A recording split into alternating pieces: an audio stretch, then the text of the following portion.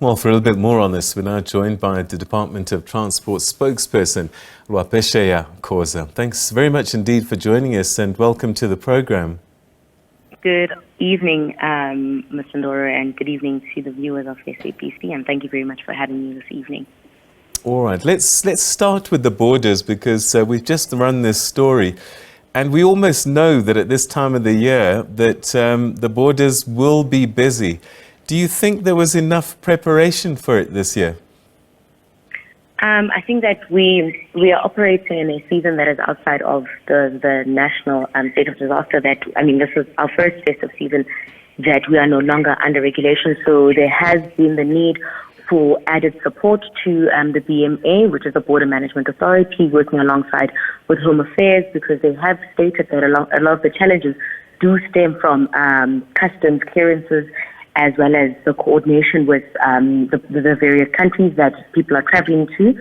So the challenges that we are experiencing right now were anticipated, potentially not to this magnitude, but we are working alongside other law enforcement agencies such as the SAPS to ensure that the motorists that do find themselves at the border post as a result of traffic and congestion in those regions do not find themselves also at risk of potential criminal threats. All right, away from the borders, generally on our major highways, how are we looking so far, especially when we consider some of these horrific stories of accidents and crashes and fatalities? So, like I had said, this is the first December that South Africans are able to fully travel without any limitation and restriction. So we are working alongside the RTMC and the National Traffic Police, provincial law enforcement agencies, as well as local government law enforcement agencies. I think that all parties have had to come on board to ensure that there is greater visibility and also targeting peak seasons of travel, understanding that others potentially traveled the previous weekend, this weekend, and the weekend that's and Tuesday that's yet to follow, and those that are going to be commuting back to their various regions of economic activity post the 3rd of January or the 2nd of January. So there's been great police visibility, and from the recorded accidents that we have received and the major accidents that we have received, our numbers at this point, Mr. Ndoro, are still looking quite low. We do take into cognizance the fact that other accidents do happen in times. Well, a lot of the accidents that actually have happened are happening during the nighttime. A lot of them that are claiming a lot of lives are happening either nighttime or early hours of the morning. So we do encourage, and there are ongoing campaigns to encourage motorists to not drive during the nighttime. And should they drive during the nighttime, where it is that they find themselves fatigued, they take the necessary measures to take a break and not pose threat to other motorists on the road as well as themselves. Yeah. What are the traffic authorities telling you are the most predominant offences and behaviours that you're seeing already? Well, the common offences that have been recorded are drunken driving, speeding, reckless driving, negligent driving, driving without the driver's licenses, as well as the violation of public transport permits.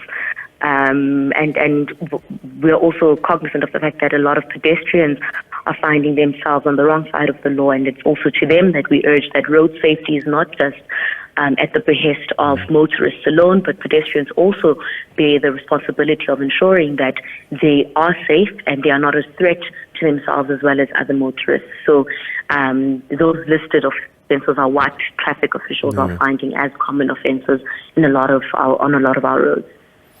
It would be comforting to us to know that drunk drivers are being taken off the roads. Are they being arrested and dealt with?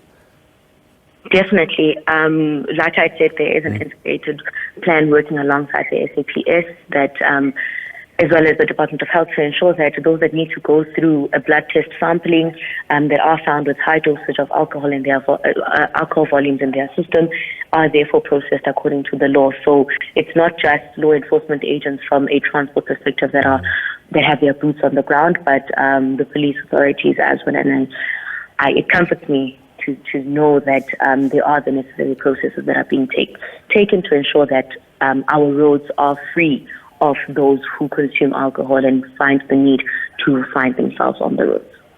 In past years, there used to be a lot of campaigns that you used to run around about this period of time. And I just wonder what the messaging has been this year to prepare motorists and pedestrians for this period of time. The message this year, as stated by the Minister when he launched the road safety campaign on the 8th of December, was that it starts with you. Following the reports that have been given by the RTMC and the accident reports that we've been receiving on trends, as well as a lot of the causes of the road carnage that we're witnessing, a result of that has been grossly anchored on human behavior. So how it is that motorists are behaving on our roads, they're negligent driving, like I had said, others driving under the influence of alcohol. So road safety really is something that starts with every motorist and every pedestrian that occupies our roads. So before you get into your car, before you take that walk or occupy the roads, understand that road safety does start with you.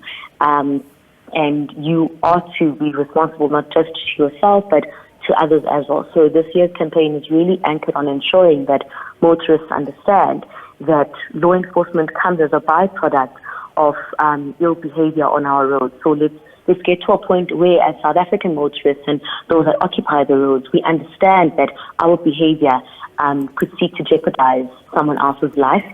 So therefore, road safety does indeed start with each and every individual.